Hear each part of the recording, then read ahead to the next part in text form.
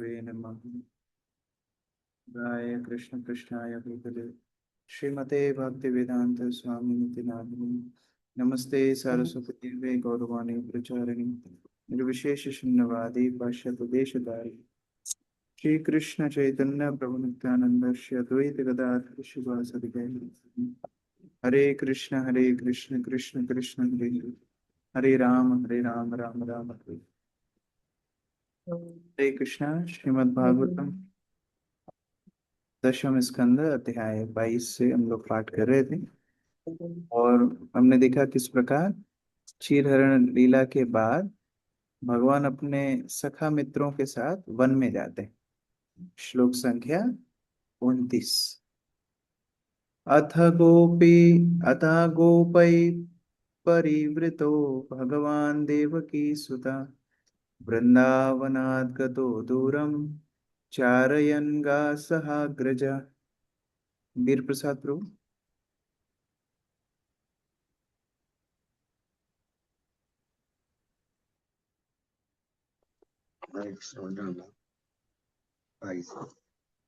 यद्यपि गोपियां बुरी तरह ठगी जा चुकी थी, उनके शील संकोच से उन्हें वंचित किया जा चुका था, उन्हें कठपुतलियों की भांति नचाया गया था और उनका उपहास किया गया था।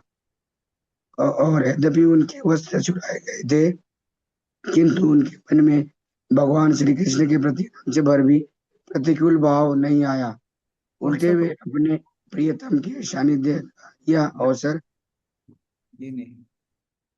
ठीक, कमल सिंह प्रो पढ़ो।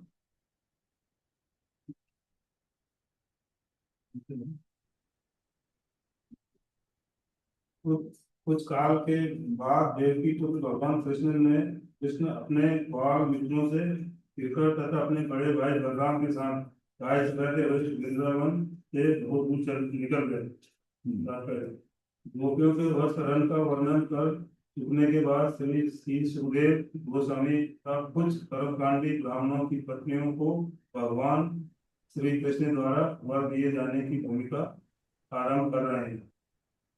तो दो प्रकार के भक्त होते हैं, एक साधक भक्त, एक सिद्ध भक्त। ये हम लोग बोलते हैं नित्य सिद्ध और साधन सिद्ध। जब गोपियों को भगवान आदान प्रदान करते हैं तो हो सकता है किसी के मन में ऐसी भावना आए कि ये तो भगवान की नित्य परिकर हैं, इनका तो प्रेम भगवान के लिए है ही। लेकिन फिर इसी लीला में अभी एक नया मोड़ आ रहा है जिसमें कुछ साधक भक्तों की चर्चा हो रही है। यहाँ पर द्विज पत्नियां, ब्राह्मण पत्नियां जो भगवान को बहुत प्रेम करती हैं, बहुत उनकी अपेक्षा करती हैं, उनके साथ भगवान आदान प्रदान करते हैं। तो भगवान अपने मित्रों के साथ वन में जाते हैं, बहुत दूर तक निकल जाते हैं और उस समय की ये घटना है। निगद निगद घार का तपेतिक में छाया भी स्वाभिरात्मना आत्पत्रायितान वीक्ष्य द्रुमानाः व्रजोकशा। वंदना माता जी पढ़ी। हरे कृष्णा। जब सूर्य की तपन प्रखर हो गई तो कृष्ण ने देखा कि सारे वृक्ष मानो उन पर छाया करके छाते का काम कर रहे हैं। तब वे अपने ग्वाल मित्रों से इस प्रकार बोले। हरे कृष्णा। मेरी आवाज ठीक है अभी? जी प्रभु जी। प्रभु जी। हाँ। तो वन में दूर तक निकल गए और वन में जब दूर में निकल गए बहुत तेज धूप थी। अभी जब धूप है तो दोनों तरफ से वृक्षों ने छाया की है और वो वृक्षों की छाया देख करके भगवान अपने मित्रों से एक बहुत सुंदर अभी प्रवचन कर रहे हैं। किसकी महिमा? वृक्षों की महिमा का वर्णन कर रहे हैं। अभी हम लोग नरसिंह चतुर्दशी के दिन बहुत गर्मी थी तो कुछ भक्त लोग नरसिंह घाट गए। तो नरसिंह घाट पे जब शिप्रा के तट पर हम लोग बैठे थे, लगभग 12 बजे का ही टाइम था। तो एकदम तपती हुई धूप का वातावरण है पूरे शहर में, लेकिन वहां पर जब भक्त लोग बैठे थे वहां गर्मी नहीं लग रही। क्यों? वहां पर आसपास में वृक्ष हैं, नदी है। तो प्रकृति को भगवान ने बनाया इस तरह है कि प्रकृति में कोई त्रुटि नहीं है। लेकिन जब हम प्रकृति से दूर हट जाते हैं, छेड़खानी करते हैं, तो फिर सारी त्रुटियां हमको दिखती। तो यहाँ पर वृक्षों की सेवा देख करके भगवान अपने सखाओं को वृक्षों की महिमा का वर्णन कर रहे हैं। हे स्तोक कृष्ण हे अंशो श्रीदामान सुबलार्जुना विशाल वृषभोजस्विन् देवप्रस्तावरूपतपः पश्येतैतान् महाभागान् परार्थैकान्तजीवितान् वातवर्षातपः हिमान् सहन्तो वारयन्ति न। ब्रजेश प्रभु। भगवान श्री कृष्ण ने कहा, हे सोत्कृष्ण तथा अंशु, हे श्रीदमा सुबल तथा अर्जुन, हे वृषभ ओजस्वी देवप्रस्थ तथा वरुथप, जरा इन भाग्यशाली वृक्षों को तो देखो, जिनके जीवन पूर्ण रूप से अन्य व्यक्तियों के लाभ हेतु समर्पित है। वे हवा, वर्षा, धूप तथा बर्फ को सहते हुए भी इन इन तत्वों से हमारी रक्षा करते हैं। हरे कृष्ण। तो सभी मित्रों को नाम लेकर के बुला रहे हैं, भगवान के मित्रों के नाम, स्तोक कृष्ण, अंशु, श्रीदामा, सुबल, अर्जुन। ये अर्जुन महाभारत वाला अर्जुन नहीं है, वृंदावन में अलग एक अर्जुन थे। हाँ, तो इन सबको बुला करके बोल रहे हैं कि ये वृक्षों को देखो, ये वृक्ष भाग्यशाली हैं। क्यों भाग्यशाली हैं? क्योंकि इन्होंने अपना जीवन अन्यों के लाभ के हेतु समर्पित कर दिया। सामान्यतः भौतिक जगत में भाग्यशाली उसको समझते हैं जिसने ज्यादा से ज्यादा लोगों से हड़प लिया, जिसने दूसरों का शोषण कर लिया, जिसने अपनी तिजोरी भर ली, जिसने अपना घर भर लिया, उसको भाग्यशाली लोग बोलते हैं, जो बड़ी गाड़ी में चल रहा है। लेकिन भगवान की डेफिनेशन एकदम अलग है। और वास्तव में इसलिए लोग संतुष्ट नहीं है क्योंकि वो भगवान की डेफिनेशन के हिसाब से चल नहीं रहे। लोगों को लगता है मैं बहुत बड़ा कैरियर बनाऊंगा, बहुत सारा मेरा बड़ा पैकेज बन जाएगा, मैं बहुत बड़ा शुद्र नौकर बन जाऊंगा तो मैं सफल हो जाऊंगा। लेकिन वास्तव में ब्राह्मण स्वभाव क्या है? दूसरों की सेवा करना। तो जब कोई व्यक्ति अपने जीवन को दूसरों के लाभ हेतु समर्पित करता है, उससे बड़ा भाग्यशाली व्यक्ति और कोई नहीं है। और भगवान उदाहरण दे रहे हैं वृक्ष का। वृक्ष सहन करता है हवा, वर्षा, धूप, पाले अर्थात जो कभी कभी ओले गिरते हैं या बर्फ गिरती है, इन सब को सहन करते हुए भी दूसरों की रक्षा करता है। बहुत तेज हवा चल रही है, वृक्ष के नीचे आश्रय। बहुत तेज वर्षा है, वृक्ष के नीचे आश्रय। धूप है, वृक्ष के नीचे आश्रय। बहुत बर्फ भी गिरती है, वृक्ष के नीचे आश्रय। हर तरह से दूसरों की सेवा में लगे हैं वृक्ष, इसलिए वो कल्याणकारी है और वो बहुत भाग्यशाली भगवान मान रहे हैं। परमवीर प्रभु। हरे कृष्ण प्रभु। भगवान श्री कृष्ण पाषाण हृदय कर्मकांडी ब्राह्मण की पत्नियों पर अपनी दया का दान करने की तैयारी कर रहे थे, और इन श्लोकों में वे इंगित कर रहे हैं कि अन्य व्यक्तियों के कल्याण के लिए समर्पित ये वृक्ष भी उन ब्राह्मणों से श्रेष्ठ हैं जो परोपकारी नहीं है। निसंदेह कृष्ण भावनामृत आंदोलन के सदस्यों को इस बात का गंभीरता से अध्ययन करना चाहिए। इस प्रकार वास्तव में जो भी कृष्ण भावनामृत आंदोलन से जुड़े हैं, जो भी भक्ति के पथ से जुड़े हैं, उनका जीवन कैसे होना चाहिए? दूसरों के कल्याण के लिए होना चाहिए। हम लोग सामान्यतः अलग अलग जो पथ देखते हैं, कर्मकांड का पथ है। कर्मकांड का पथ मतलब जो वैदिक अनुष्ठान लोग करते हैं अपने इच्छा पूर्ति के लिए, वो परोपकार नहीं है। ज्ञान कांड का जो ज्ञान मार्ग का जो पथ है, उधर भी एक अपेक्षा होती है कि मैं मोक्ष को प्राप्त कर जाऊंगा, मैं ब्रह्म बन जाऊंगा, मैं भगवान बन जाऊंगा। अभी एक कोई बहुत फेमस साधु चल रहे हैं, उनकी एक वीडियो आई थी मेरे मोबाइल में। तो उसमें वो बता रहे थे कि देखो, जीव कभी परमात्मा को प्राप्ति नहीं कर सकता। क्यों? क्योंकि जीव तो परमात्मा बन ही जाता है, फिर उसको प्राप्त क्या करना है? बीज कभी वृक्ष को थोड़ी प्राप्त करता है, बीज से वृक्ष आ जाता है, बस वो बीज वृक्ष बन गया। अभी बीज खत्म हो गया, वृक्ष बन गया। तो ऐसे मूर्ख बहुत सारे लोग अपने आप को बहुत बड़े विद्वान मानते हैं, लेकिन वास्तव में जीव का स्वभाव है सेवा। वो सेवा छोड़ नहीं सकता, और जब वो सेवा लेगा तो वो संतुष्ट नहीं होगा। अभी इसको आप अपने जीवन में देख लीजिए, जितना आप दूसरों से सेवा लोगे आप संतुष्ट नहीं हो सकते। आप जितना सेवा करोगे उतना संतुष्ट होगे। और इसकी थोड़ी बहुत झलक लोगों को मिलती है जो सामाजिक कार्यों में लग जाते हैं, थोड़ा बहुत देशभक्ति कार्य करते हैं, उनका जीवन भी कितना आनंदमय होने लगता है। क्यों? थोड़ा सा वो निस्वार्थ होकर दूसरों के कल्याण के लिए कार्य कर रहे हैं। लेकिन मुश्किल क्या है, उनको नहीं पता कल्याण कैसे करना है। कल्याण करने के लिए जानकार व्यक्ति चाहिए। जैसे अभी मेरी सिस्टर एक जगह घूमने के लिए गई थी उनके फ्रेंड के साथ।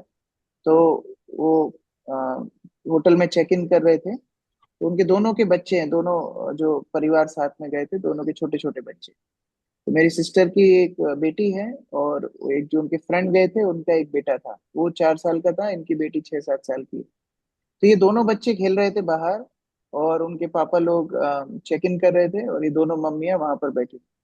तो देखते ही देखते क्या हुआ, उनका जो बेटा था वो पानी में कूद गया, वहां स्विमिंग पूल में। और मतलब क्षण भर की देरी भी नहीं होगी, वो लोग जब तक वहां जाते, वो कूदे पानी में, तब तक तो वो तैर गया पानी में। मतलब एकदम नो मूवमेंट, कोई निष्क्रिय हो गया, उसकी बॉडी ऐसे तैरने लगी पानी में। अभी माँ ने उठा लिया बच्चे को, वो कुछ ना कुछ करने का प्रयास कर रही है, हवा फूक रही है, वो अम, दबा भी रही है, लेकिन उसको नहीं मालूम कैसे करना है।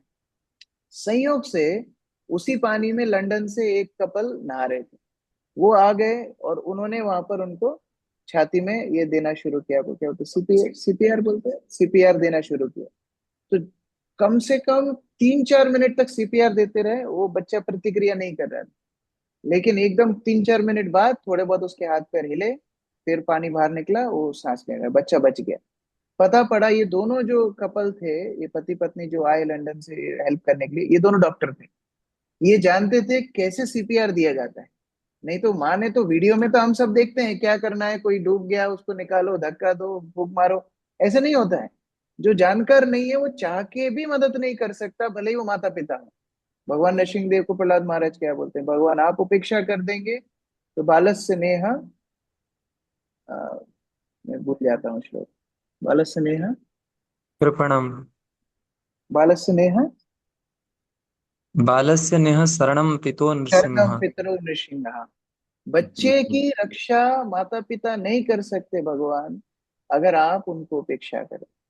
इसी प्रकार से यहाँ पर बताया, कल्याण तो करना है। लोग ये सुन के बहुत खुश हो जाते हैं। ये जो श्लोक है ना अभी जो आएंगे, ये बाहर के लोग भी बोलते हैं, देखो कृष्ण गीता में बोले परोपकार करना चाहिए, तो क्या हम लोग भी भंडारा कर रहे हैं, हम लोग भी बहुत सारे सामाजिक कार्य कर रहे हैं। लेकिन वास्तव में परोपकार क्या है? कृष्ण भक्ति का प्रचार सबसे बड़ा परोपकार है।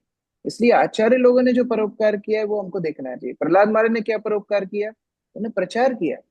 प्रभुपाद ने क्या परोपकार किया? उन्होंने प्रचार कार्य किया। तो इसलिए ये सबसे बड़ा परोपकारी कार्य है। आगे भगवान बता रहे हैं, अहो येषां वरं जन्म सर्व प्राणी उपजीवनम सुजनस्येव येषां वै विमुखा यान्ति नार्थिना। मृणालिनी माता जी पढ़िए। जी प्रभु जी।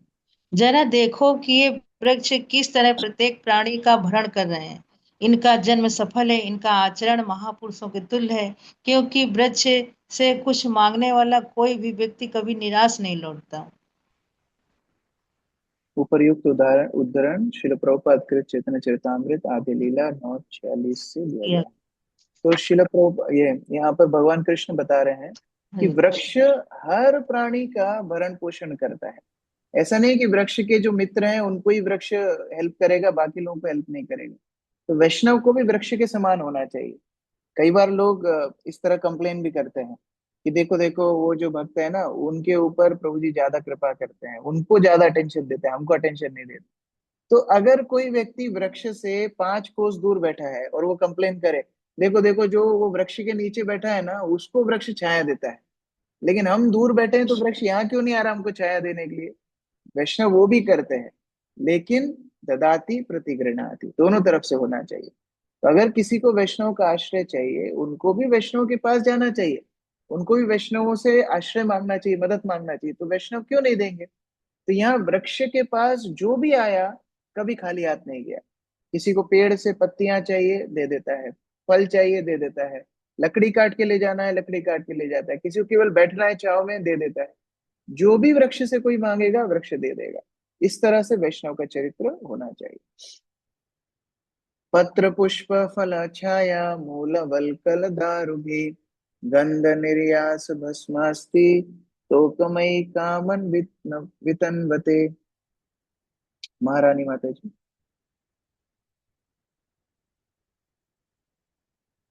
ये वृक्ष अपनी पत्तियां, फूलों और फलों से अपनी छाया, जड़, छाल तथा लकड़ी से तथा अपनी सुगंध, रस, लाभ, लुगदी और नए नए कलों से मनुष्यों की इच्छा पूर्ति करते हैं। भगवान उदाहरण दे रहे हैं किस तरह वृक्ष हर तरह से मदद करते हैं। अब ये जो 35वां श्लोक है बहुत महत्वपूर्ण है, इसको मार्क करके रख सकते हैं, जो याद कर सकते हैं याद भी कर सकते हैं। एतावज्जन्म साफल्यं देहिनामिह देहिषु प्राणयर्थैर्धिया वाचा श्रेय आचरणं सदा। घनश्याम प्रभु। हरे कृष्णा प्रभु जी, दंडवत प्रणाम। हर प्राणी का कर्तव्य है कि वह अपने प्राण, धन, बुद्धि तथा वाणी से दूसरों के लाभ हेतु कल्याणकारी कर्म करें। तात्पर्य: उक्त उद्धरण शील प्रभुपाद कुलकृत चैतन्य चरितामृत आदि 9.42 से लिया गया है। हरे कृष्णा। ये श्लोक प्रभुपाद बहुत बार वर्णन करते थे अपने प्रवचनों में। और एक बार जब जुहू मंदिर का कंस्ट्रक्शन चल रहा था, शिला प्रभुपाद ने बहुत प्रतिष्ठित बॉम्बे के लोगों को बुलाया और उनको ये श्लोक पे प्रवचन दिया। उन्होंने बोला, देखो, जीवन का असली आनंद तभी है जब आप दूसरों के कल्याण के लिए जीवन जीते हैं। आप बहुत संभ्रांत हैं, आपने बहुत सफलताएं अर्जित की हैं, आपने बहुत सारा धन ऐश्वर्य अपने पास रखा है, लेकिन आप सच में बताओ आप प्रसन्न हो कि नहीं? तो सभी ने वहां एग्री किया कि वो प्रसन्न नहीं। तो प्रभुपाद ने बोला कि देखो, इसीलिए यहाँ कृष्ण अपने सखा मित्रों को बता रहे हैं कि वृक्षों से हमें सीखना चाहिए। क्या सीखना चाहिए? प्राण अर्थे धिया वाचा। चार तरह से दूसरों के लाभ हेतु व्यक्ति को अपना जीवन जीना चाहिए। उनका जीवन सफल है, एतावत जन्म साफल्यम, उनका जन्म सफल है, देहिना मिह देहिषु, जो हर प्राणी, जितने भी देहधारी प्राणी हैं, उनको सेवा करते हैं। कैसे? प्राण अर्थे धिया वाचा, चार तरह से। सबसे पहले सबसे ज्यादा सफल किसका जीवन है? जिन्होंने अपने प्राणों को ही दूसरों के भलाई के लिए दे दिया। हम लोग रोज सुबह दशना अपराध पढ़ते हैं, तो पुराण में तो उसको बताया सताम निंदा, लेकिन प्रभुपाद जी ने उसका ट्रांसलेशन कैसे किया कि उन भक्तों को अपराध करना जिन्होंने अपना संपूर्ण जीवन हरिनाम के प्रचार के लिए समर्पित कर दिया। प्रभुपाद की व्याख्या। मतलब सबसे उत्तम भक्त कौन है? जिसने अपना सब कुछ, उसका पूरा जीवन समर्पित कर दिया, फुल टाइम। किस लिए? दूसरों की सफलता के लिए, दूसरों की सेवा के लिए। तो सबसे उच्च है प्राणी। अगर कोई प्राण नहीं दे सकता है, अपने पूर्ण जीवन नहीं समर्पित कर सकता है, कम से कम अर्थ है, उसको अपने अर्थ से, धन से कृष्ण भावनामृत आंदोलन को बढ़ाने के लिए मदद करना चाहिए। और ये बहुत महत्वपूर्ण है कि हम लोग यथाशक्ति प्रयास करें कि कैसे कृष्ण भावनामृत का प्रचार हो। अभी कृष्ण बलराम रथ गांव गांव जाता है। हमारे उज्जैन में ही 1100 गांव है। तो वो 1100 गांव में, एक एक गांव में कृष्ण बलराम रथ मंदिर से जाता है, चार ब्रह्मचारी जाते हैं, वहां पर नगर संकीर्तन करते हैं, भगवत गीता देते हैं। ये सारे कार्य करने के लिए देखने में तो बहुत अच्छा लगता है, लेकिन खर्चा होता है। तो गांव के लोग आ जाते हैं, वो पहली बार भक्तों को देखते हैं, वो आकर के उनको अर्थ से सेवा करते हैं। तो ये उनका जन्म सफल हो रहा है। अभी ये छोटे स्तर की बात हुई। बहुत बड़े बड़े स्तर पे कई भक्त हैं जिन्होंने कई मंदिरों का निर्माण कर दिया प्रभुपाद जी की सेवा में, बड़ी बड़ी पुस्तकें छाप दी। जैसे अभी कुछ दिन पहले जयानंद प्रभु का तिरुभाव दिवस था। तो जयानंद प्रभु को घर से $5000 आए थे उस जमाने में, 1971-72 में। $5000 आए थे। वो इसलिए आए थे कि उनको कैंसर डिटेक्ट हुआ था, ब्लड कैंसर। उसके ट्रीटमेंट के लिए पैसा आया था, तो उन्होंने वो पैसा प्रभुपाद जी को भेज दिया, $5000 उस टाइम में। तो अभी के टाइम में वो $50,000 से ज्यादा है। प्रभुपाद जी को दिया। प्रभुपाद को बोलते हैं कि प्रभुपाद, ये शरीर तो वैसे ही जाने वाला है, इसके ऊपर मैं $5000 खर्चा, इससे अच्छा आपकी पुस्तकें प्रकाशित होंगी तो पूरे जन जन का उद्धार होगा।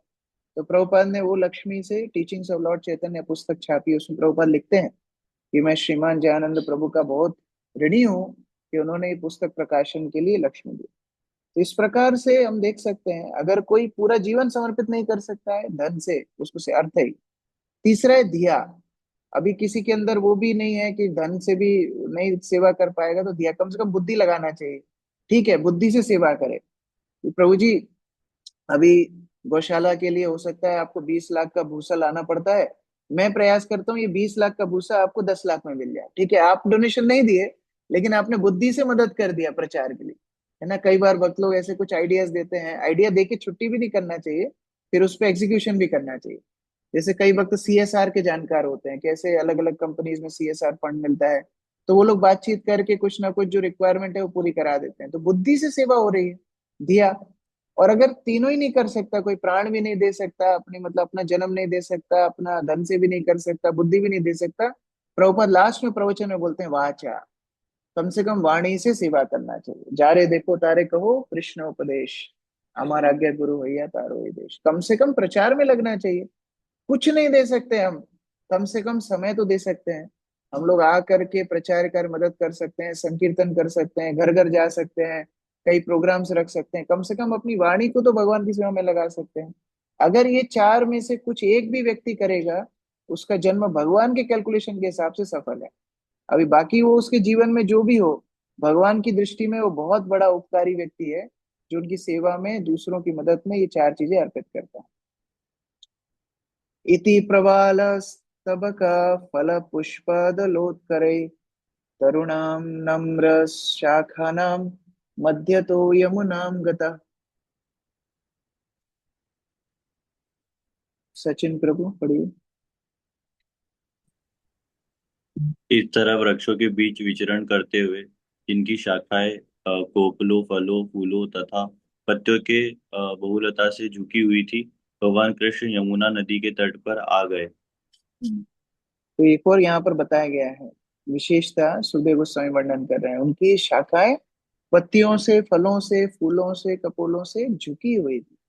तो जो बहुत गुणवान व्यक्ति होते हैं वो विनम्र भी होते हैं। ऐसा नहीं है कि हमने अपना जीवन दे दिया प्रभुपाद के लिए, अब हमारा सम्मान करो। नहीं नहीं, अगर किसी के मुंह से ऐसी बात निकल रही है, हम पूर्णकालीन समर्पित भक्त हैं, हमारा आप सम्मान होना चाहिए, हमारे लिए अलग प्रसाद होना चाहिए, हमारे लिए अलग व्यवस्थाएं आपको करनी चाहिए, नहीं, हम बहुत बड़े डोनर हैं, हमको तो आरती आगे से करना चाहिए। कई बार हम देखते हैं गौर आरती चलती है या राजभोग आरती चलती है, वहां बैरिकेड लगा है ना, और दो चार माला करने वाले भक्ति बैरिकेड खोल करके आगे चले जाते हैं, हम स्पेशल हैं, हम आगे जाके दर्शन करेंगे। वास्तव में ये क्या भावना है? ये विनम्रता की भावना नहीं। क्या पीछे से दर्शन नहीं किया जा सकता? वहां इतनी भीड़ बैरिकेड के पीछे खड़ी है, उन सबको लांघते हुए हम बैरिकेड खोल करके आगे चले जाते हैं। तो ये भगवान को भी कितना अटपटा लगता होगा कि ये व्यक्ति सामने आ रहा है, इसने किया क्या, मतलब भक्ति के लिए, सेवा के लिए कुछ किया तो नहीं, ये सबको लांघता हुआ आगे आ रहा है। ये लक्षण नहीं है। वैष्णव का लक्षण क्या है? विनम्रता होना चाहिए।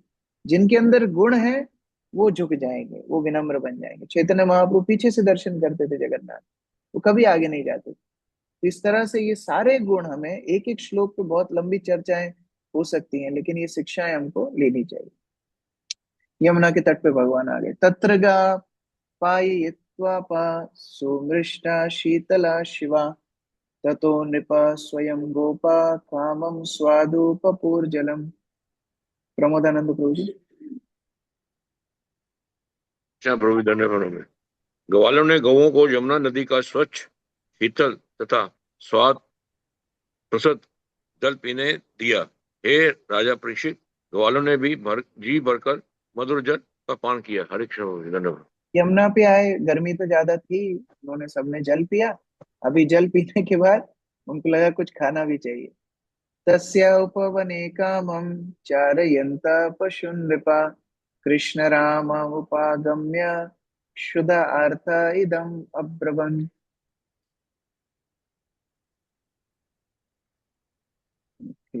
यमुना रानी माता जी पढ़ी।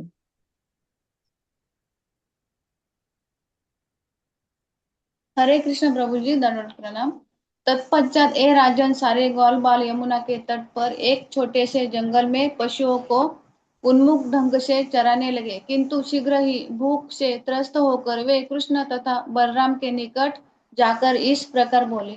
हरे कृष्ण। तो जैसे उन्होंने सारे ग्वाल बाल सबको चरा तो रहे थे, लेकिन आकर के कृष्ण बलराम को भूख के लिए वो निवेदन करते हैं कि हम भूख से त्रस्त हैं। अभी कोई सामान्य व्यक्ति ये श्लोक को पढ़ेगा तो उसको क्या भावना आएगी? ग्वाल बाल देखो भगवान से सेवा ले रहे हैं, वो जा रहे हैं, भगवान को बोल रहे, भगवान को काम दे रहे हैं कि हम भूखे हैं। और इसी तरह से लोग भगवान के मंदिर आके डिमांड भी करते हैं, अरे हम तो भगवान के बच्चे हैं, हमें हमारी इच्छाएं क्या भगवान पूरी नहीं करेंगे क्या? लेकिन ये शुद्ध भक्ति का स्तर नहीं है। अभी आचार्य ने क्या टीका दिया है तात्पर्य में, देखिए सुजाता माता जी। तात्पर्य। श्रील जीव गोस्वामी कहते हैं कि ग्वाल बाल चिंतित थे कि भगवान श्री कृष्ण भूखे होंगे, अतः उन्होंने अपने भूखे होने का स्वांग रचा, जिससे भगवान श्री कृष्ण तथा बलराम खाने के लिए समुचित प्रबंध करें। इस प्रकार श्रीमद् भागवतम के दशम स्कंद के अंतर्गत भगवान श्री कृष्ण द्वारा अविवाहिता गोपियों का चीरहरण नामक 22वें अध्याय के श्री श्रीमद एसी भक्ति वेदांत स्वामी प्रभुपाद के विनीत सेवकों द्वारा रचित तात्पर्य पूर्ण हुए। जीव गोस्वामी क्या बोल रहे हैं, वास्तव में ऐसा लग सकता है कि बालक लोग भगवान कृष्ण बलराम से भोग की व्यवस्था या भोजन की व्यवस्था करने की बात कर रहे हैं, लेकिन वास्तव में उनको ये लग रहा था कि कृष्ण भूखे होंगे। अभी उनको डायरेक्ट बोलेंगे कृष्ण आप भूखे होंगे तो वो बोलेंगे नहीं मैं भूखा नहीं हूँ। तो ये स्वांग रच रहे हैं, एक नाटक कर रहे हैं। ये बता रहे हैं कि हम भूखे हैं, हमारे लिए आप व्यवस्था करो, और जब भगवान व्यवस्था करेंगे तो पहले तो वो लेंगे, तो भगवान की सेवा हो जाएगी। इस तरह से कृष्ण बलराम की सेवा में ये ग्वाल बाल हमेशा लगे रहते। अगला अध्याय अमित प्रभु पढ़िए। हरे कृष्ण प्रभु जी, दंडवत प्रणाम। ब्राह्मण पत्नियों का आशीर्वाद। इस अध्याय में इसका वर्णन हुआ है कि ग्वाल बालों को भोजन हेतु भिक्षा मांगने के लिए उत्साहित करने के बाद भगवान श्री कृष्ण ने यज्ञ करने वाले कुछ ब्राह्मणों की पत्नियों पर किस प्रकार से दया दर्शाई और ब्राह्मणों से खेद व्यक्त कराया। जब ग्वाल बालों को बहुत भूख लग गई तो उन्होंने भगवान श्री कृष्ण से भोजन प्राप्त करने के लिए याचना की। इस पर भगवान श्री कृष्ण ने उन सबको निकट ही यज्ञ कर रहे ब्राह्मणों के एक समूह के पास भोजन मांगने के लिए भेजा, किंतु इन ब्राह्मणों ने भगवान श्री कृष्ण को कोई सामान्य मनुष्य समझते हुए बालकों की उपेक्षा कर दी। अतः बालक निराश होकर लौट आए, किंतु श्री भगवान ने उन्हें यह सलाह देकर फिर से भेजा कि अब वे ब्राह्मण पत्नियों से भोजन मांगे। इन स्त्रियों ने भगवान श्री कृष्ण के दिव्य गुणों के विषय में सुन रखा था और उनके प्रति अत्यधिक अनुरक्त थी। अतः जब उन्होंने यह सुना कि श्री भगवान श्री कृष्ण पास ही हैं तो वे 4 प्रकार के भोजन लेकर फुर्ती से उनके पास गई। इस तरह उन्होंने अपने आप को भगवान श्री कृष्ण को समर्पित कर दिया। श्री कृष्ण ने उन स्त्रियों को बतलाया कि कोई भी व्यक्ति मंदिर में उनके आचार विग्रह का दर्शन करके, उनका ध्यान करके तथा उनके यश का कीर्तन करके उनके प्रति दिव्य प्रेम उत्पन्न कर सकता है, किंतु यही फल केवल उन्हें अपने समक्ष पाकर प्राप्त नहीं किया जा सकता है। उन्होंने उन्हें सलाह दी कि गृहिणी होने के कारण उनका यह विशेष कर्तव्य है कि अपने पतियों को यज्ञ करने में सहायता दे। इसलिए उन्होंने उन्हें अपने अपने घर लौट जाने को आदेश दिया। जब ये स्त्रियां लौटकर घर गई तो उनके ब्राह्मण पतियों को तुरंत पश्चाताप हुआ और वह कहने लगे, श्री कृष्ण से शत्रुभाव रखने वाले व्यक्ति के 3 जन्म वीर्यज, ब्राह्मण तथा याज्ञिक निंदनीय बन जाते हैं। दूसरी ओर ये स्त्रियां जो ब्राह्मण जाति के संस्कार के बिना या कोई तपस्या अथवा पवित्र अनुष्ठान किए बिना ही कृष्ण भक्ति के द्वारा आसानी से मृत्यु के बंधन से छूट गई हैं। चूंकि भगवान श्री कृष्ण की सारी इच्छाएं पूर्ण रहती हैं, आत्मकाम, अतएव भोजन की भीख मांगना तो हम ब्राह्मणों के प्रति केवल उनकी कृपा है। वैदिक यज्ञ के समस्त फल, यही नहीं पृथ्वी की सारी वस्तुएं उन्हीं के ऐश्वर्य हैं, तो भी अज्ञानतावश हम इस तथ्य को नहीं समझ पाए। इस प्रकार कहकर सभी ब्राह्मण ने इस आशा के साथ कि उनके अपराध क्षमा हो सकेंगे भगवान श्री कृष्ण को नमस्कार किया। फिर भी कंस के भय के कारण वे स्वयं चलकर श्री भगवान को दर्शन करने नहीं गए। हरे कृष्ण। बहुत सुंदर लीला है द्विज पत्नियों का उद्धार। वो कल इसका पाठ शुरू करेंगे। हरे कृष्ण। किसी का कोई प्रश्न है? यस, विपिन प्रभु। हरे कृष्ण प्रभु जी। दंडोत प्रणाम। प्रभु जी, से इसमें एक जगह हमने पढ़ रहे थे कि हर प्राणी का कर्तव्य है कि वह अपने प्राण, धन, बुद्धि तथा वाणी से दूसरों के लाभ हेतु कल्याणकारी कर्म करें। लेकिन अभी तो हम देखते हैं कि इन सब चीजों का यूज हम लोग दूसरे का शोषण करने के लिए करते हैं। इस मेंटलिटी से कैसे बचें प्रभु जी? मतलब कैसे भाव आए जो लिखा है इस तरह से? देखिए, उसका उसका नतीजा भी तो हम देख रहे हैं ना। अभी हम इसका रिवर्स कर रहे हैं तो उसका नतीजा भी तो हम देख रहे हैं। कौन खुश है, कौन प्रसन्न है? एक होड़ हो गई है। जैसे वो हम लोग बोलते हैं भेड़ चाल। भेड़ चाल मतलब वो एक भेड़ को सामने डंडा रखोगे तो भेड़ कूद के जाएगी, फिर डंडा हटा दोगे ना तो भी वो भेड़ कूद कूद के ही जाएंगी, बाकी भेड़ें भी। अभी ऐसे समाज बन गया है। बच्चा पैदा हुआ है मतलब माता पिता को तभी से प्लानिंग शुरू हो जाती है, इसको हम एक बड़ा नौकर बनाएंगे, हम नौकर बने, इसको हम बड़ा नौकर बनाएंगे। उनको जन्म से वो एम्बिशन ही वही है, इसको हम पढ़ा लिखा क्या बनाएंगे, नौकर बनाएंगे। अभी वो एम्बिशन के साथ वो बढ़ता है, फिर उसके मन में भी घुस जाता है, हाँ देखो ये सारे मेरे कॉम्पिटिटर्स हैं, ये सारे बच्चे अच्छा स्कोर करेंगे तो बड़े नौकर बनेंगे, मैं छोटा नौकर रह जाऊंगा, तो मेरे को बड़ा नौकर बनना है। अभी उनका एम ही वही हाई हाई सेट है। भक्ति सिद्धांत सरस्वती एक उदाहरण देते हैं। एक गांव में एक बार एक महिला थी, बहुत बूढ़ी थी। तो एक हाई कोर्ट का जज आया, तो वो जज आकर के वो माता जी का प्रणाम करता है, पैर छूता है। तो माता जी क्या आशीर्वाद देती है, जाओ बेटा तू हवलदार बन जा। तो उसको पता ही नहीं हवलदार से ऊपर कुछ है, हवलदार कौन है, हाई कोर्ट जज क्या, जमीन आसमान का अंतर, उसको पता ही नहीं है। वो आशीर्वाद क्या दे रही है, हवलदार बन जा। तो उसी तरह अभी का मेंटेलिटी कहाँ स्टक हो गया है, नौकर बनने में। नौकर भी बनना अच्छा है, लेकिन किसका नौकर बनना चाहिए, भगवान का नौकर बनना चाहिए, उधर प्रसन्नता है। अभी पूरा सिस्टम इतना करप्ट हो गया है। सारे बच्चों का एम क्या है? हम बहुत अच्छी पढ़ाई करेंगे, फिर बहुत बड़ी नौकरी करेंगे। नौकरी शब्द है, नौकर बनना है। किसका नौकर बनेंगे? उस बॉस का नौकर बनेंगे जो हमारा शोषण करेगा।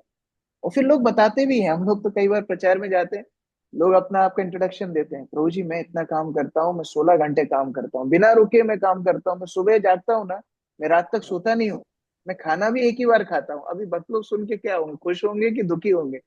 उनको दुख आता है, तुम क्या जीवन जी रहे हो? 18 घंटे तुम काम कर रहे हो, सो नहीं रहे हो, खा नहीं रहे हो, तो तुम्हारे मनुष्य जीवन का मतलब क्या निकला? उसी तरह से हम बच्चों से बात करते हैं, यूथ से बात करते हैं, क्या करना है तो जी बहुत बड़ा आदमी बनना है, क्या करेंगे? काम करेंगे हम 4 जगह नौकरी करेंगे, हमारा इतना बड़ा पैकेज होगा। फिर बाद में क्या होगा? बाद में हमारा कुछ नहीं होगा। हम जो पूरी भेड़ चाल में जो सब लोग चल रहे हैं उसी में हम भी लग जाएंगे। अभी इन सब पूरे माहौल के बीच में, जैसे एक समुद्र के बीच में एक छोटा टापू होता है, वैसे पूरे मतलब भेड़ चाल के बीच में एक समझदार भेड़ होती है, वो सीधा निकल जाती है, वो कूद के नहीं निकलती। तो बाकी भेड़ क्या सोचती है? ये मूर्ख है, इसने वो परंपरा निभाई नहीं, ये कूद के गई नहीं, हमारे जैसे बेवकूफ बनी नहीं। तो उसको लोग मूर्ख समझते हैं। लेकिन भगवान की डेफिनेशन में वो सबसे बड़े भाग्यशाली व्यक्ति। जीवन का उद्देश्य है कृष्ण का शुद्ध भक्त बनना। तो अपने समय को भक्त को बचाना सीखना चाहिए। मेरा जीवन कल्याण के लिए है, परोपकार के लिए है। कोई नहीं बोलता कि आप अपना जीवन व्यर्थ करके दूसरों का कल्याण करो, लेकिन आपके पास जो सामर्थ्यता है, भगवान बोल रहे हैं कम से कम वाणी से सेवा हो सकती है, वो समय बचाना हमको सीखना चाहिए। उतना काम कीजिए जितना आवश्यक हो, और उसके बाद बाकी सारा समय अपनी कृष्ण चेतना को बढ़ाने में लगाना चाहिए। यही प्रभुपाद जी का संदेश था। प्रभुपाद जहाँ प्रचार करते थे, कोई बड़ी बड़ी लीला नहीं बोलते थे, प्रभुपाद यही चीजें ज्यादा बोलते थे कि आप लोग अपने जीवन में जो भाग दौड़ रहे हो, तो इसका फल क्या है, इसका अल्टीमेट डेस्टिनेशन क्या है, आप सोच विचार करो। यही हम लोगों को भी सोचना है, फिर अपने प्रचार में भी इसको काम में लेना है। ठीक है, आकर्षणीय बातें। हरे कृष्ण बोलिए। तो जी बस मुझे पूछना था, इसी में 15वां अध्याय का 8 से 22 श्लोक तक की रिकॉर्डिंग नहीं मिल रही। 15वें अध्याय का? अच्छा ठीक है, मैं 8 से लेकर पूछता हूँ। 22। हाँ, शिवानी माता जी करती हैं, उनसे पूछता हूँ। उनका नाम है श्रीमती तुंग विद्या माता जी। अक्रूर प्रभु।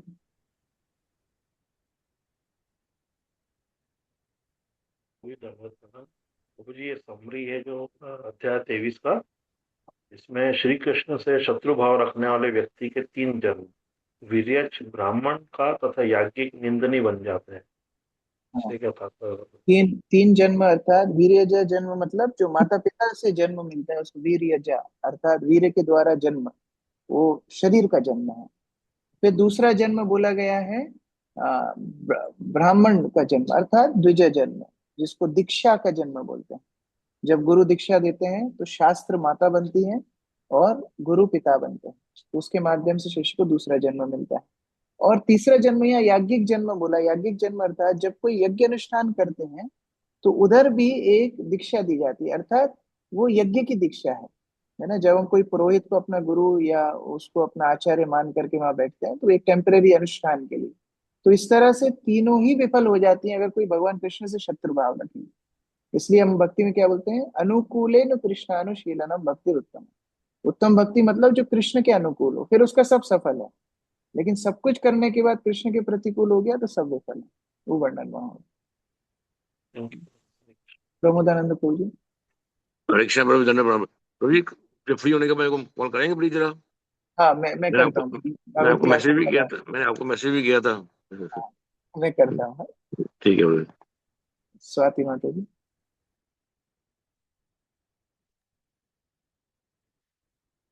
हरे कृष्ण प्रभु जी। प्रभु जी, मेरा ये प्रश्न था, जैसे सपने में यमुना जी दिखना, कृष्ण जी, राधा जी दिखना, तो पट बंद हो जाना, तो इसका क्या अर्थ होता है? थोड़ा दोबारा बोलिए, थोड़ा आवाज कम आ रहा है आपका। सपने में यमुना जी दिखना, वृंदावन दिखना और राधा कृष्ण का मंदिर वगैरह दिखना, तो इसका क्या अर्थ होता है? ये अच्छा शुभ पूर्व संकेत होता सुकृति है? के ये फल है।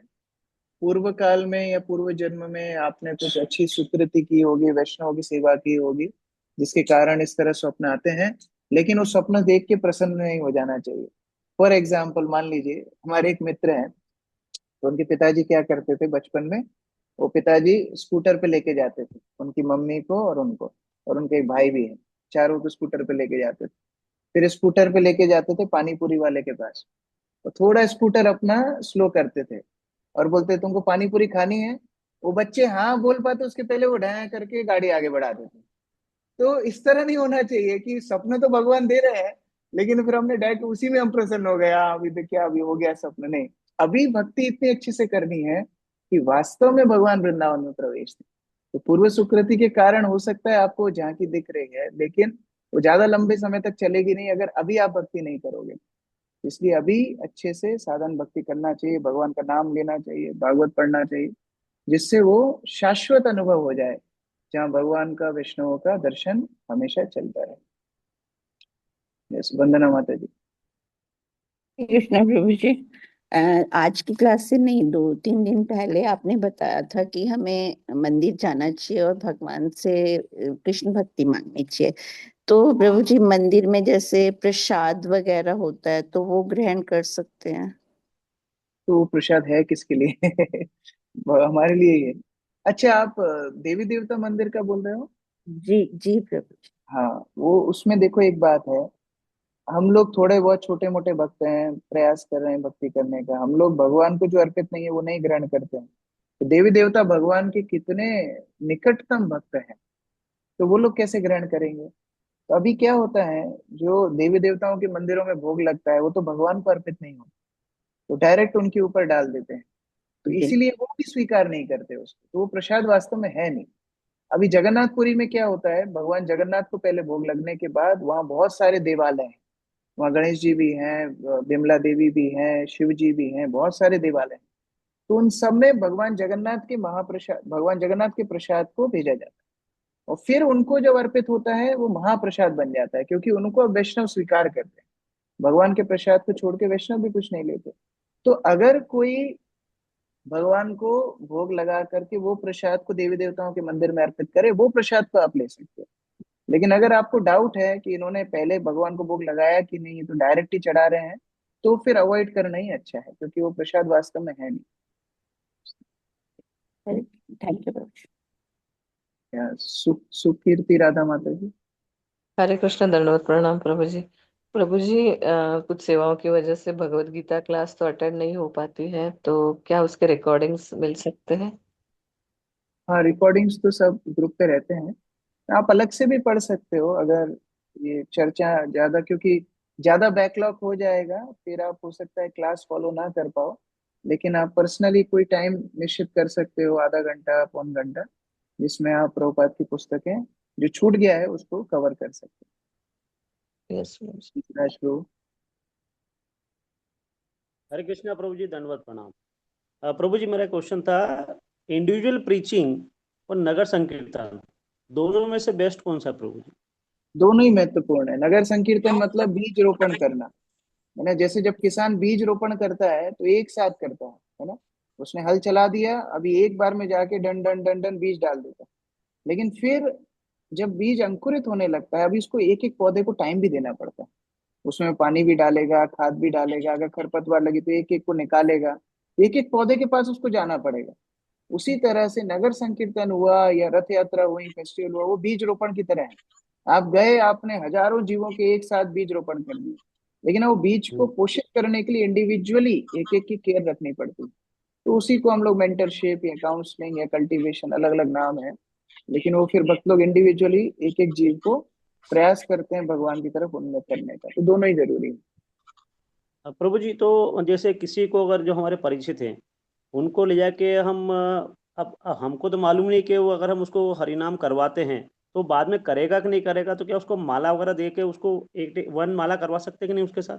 प्रयास तो पूरा करना चाहिए। सेल्समैन सेल्समैन कैसे करता है? आईसीआईसीआई बैंक का आपके पास फोन नहीं आता है क्या? तो वो जी कितनी जी बार जी। फोन लगाते ही रहते, हमको नहीं चाहिए कार्ड, फिर भी लगाते रहते। फिर कभी मन में आता है अरे कार्ड होना चाहिए, एक तो मेरा एक्सपायर हो रहा है, फिर वही आपको याद आएगा आईसीआईसीआई। तो घर में देके तो जी रखो, लोगों के गीता माला सब दे के रखो, फिर जीवन में उनका ऐसा मोड़ आएगा क्या करें, किसका जी आश्रय लें, तो वही माला दिखेगी उनको, वही भगवत गीता दिखेगी, तो उठा के पढ़ लेंगे। जर्मनी में एक इंसिडेंट हुआ था। एक माता जी छोटी सी, मतलब ज्यादा उम्र नहीं थी, टीनेज में होगी, वो पुस्तक वितरण कर रही थी ट्रेन में। तो जब वो ट्रेन में पुस्तक वितरण कर रही थी, तो एक व्यक्ति, मतलब भक्त लोग क्या करते थे, जब ट्रेन स्टेशन पे रुकती थी, गेट खुलते, तो वो जाते थे अंदर, वो जस्ट जितना 1 मिनट रुकी है उसमें पुस्तक दिखाते थे, जिसको लेना है लेके वो लोग उतर जाते थे। तो ये व्यक्ति इतना ईर्ष्यालु था, ये माता जी बहुत, मतलब यंग माता जी थी बेचारी, वो अपने टीन एज में, वो लेकर के गई भगवत गीता। ये व्यक्ति ने वो भगवत गीता फाड़ी उसके सामने, और वो ट्रेन जब चलने लगी तब वो माता जी को धक्का दिया, वो माता जी गिर गई, उसको बहुत चोटें आ गई, बहुत फ्रैक्चर भी हो गया, और वो व्यक्ति, गेट बंद हो गया, अब भक्त लोग तो उसको पकड़ नहीं पाए, ट्रेन चली गई। और वो जो फटी हुई गीता थी, वो उस लोगों को दिखाता था कि देखो मैं कितना महान हूँ, मैंने ये इतना बड़ा काम किया, ये हरे कृष्ण वाले मेरे पास आए तो उनकी गीता फाड़ दी मैंने। और एज ए चिन्ह, मतलब अपना जैसे कोई ट्रॉफी रखता है, बहुत बड़ा काम उसने किया, एज ए मेडल, वो गीता को उसने अपने घर पे ले जाके अपनी पत्नी को दिया कि इसको रखो, कि मैं इतना बड़ा काम करके आया हूँ। तो पत्नी ने शेल्फ में रख दिया, भूल गए सब, बहुत साल निकल गए। अभी एक एक्सीडेंट में उसकी पत्नी मर गई, उसके बच्चे मर गए, उसको भी बीमारी हो गई, वो अकेला हो गया, पूरा परिवार खत्म हो गया। अब वो अकेला कुर्सी पे बैठा था, मैं क्या करूं, मेरे साथ ऐसा क्यों हो गया, पूरा परिवार खत्म हो गया।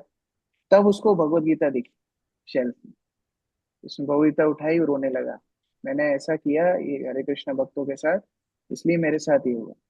लेकिन क्योंकि वो भगवत गीता घर में थी, वो पढ़ने लगा, उसने पीछे एड्रेस हाँ। देखा, जर्मनी में सिम्हाचलम मंदिर है, वहां गया, वहां जाकर के वही माता जी मिली उसको, और वही माता जी अरे के भाई। सामने उस अष्टांग दंडवत हुआ, और माता जी ने बोला, अरे आप छोड़ो वो सब, आप भक्ति में आ गए हो, अब हम सब गुरु भाई बहन हैं, सब एक साथ में भक्ति करें। तो मैं क्यों उदाहरण दे रहा हूँ, कोई इतना दुष्ट प्रवृत्ति का व्यक्ति है, जिसने मतलब इतना एकदम राक्षस जैसा काम किया है, उसके भी घर में क्योंकि गीता थी, एक संभावना थी, वो भक्ति में आ गया। अगर वो पुस्तक नहीं पहुंचती वहां पर, तो कभी भक्ति में नहीं आया। तो सोचो फिर आप अनुकूल रूप से किसी घर में माला भगवत गीता के आओगे, तो उनके जीवन में कितनी ज्यादा चांसेस हैं कि वो लोग भक्ति में आ जाएंगे। जब एक दुष्ट व्यक्ति आ सकता है, तो कोई नॉर्मल न्यूट्रल व्यक्ति तो बिल्कुल ही आ सकता है। इसलिए हम लोग को तो बस प्रयास करना चाहिए, ज्यादा से ज्यादा लोगों तक ये संदेश पहुंचे, प्रभुपाद की पुस्तक पहुंचे। प्रभु जी, ये क्वेश्चन मेरा ये था, जिनको अगर हम भगवत गीता दे रहे हो और वो अगर लेने से मना करते हैं पेमेंट के बदले में, तो क्या हम उनको फ्री में हमारी तरफ से दे सकते हैं क्या? फ्री में नहीं देना चाहिए, उसका कारण है, जब हेलो। हम फ्री में देते हैं ना, तो उसकी वैल्यू बिल्कुल जीरो होती है, बिल्कुल ही जीरो होती है। तो फ्री में नहीं देना चाहिए। प्रभुपाद जी के पास एक व्यक्ति आया, बहुत बड़ा डोनेशन दिया उसने, तो प्रभुपाद के पास उनकी पुस्तक रखी थी, ऐसा एक बंडल रखा था टेबल, प्रभुपाद ने बंडल उसके हाथ में दे दिया, तो व्यक्ति को लगा गिफ्ट है, तो वो जब जाने लगा, प्रभुपाद बोले इसका पेमेंट कौन करेगा, तो डोनेशन दिया था उसने, फिर प्रभुपाद ने पुस्तक के पैसे ले लिए।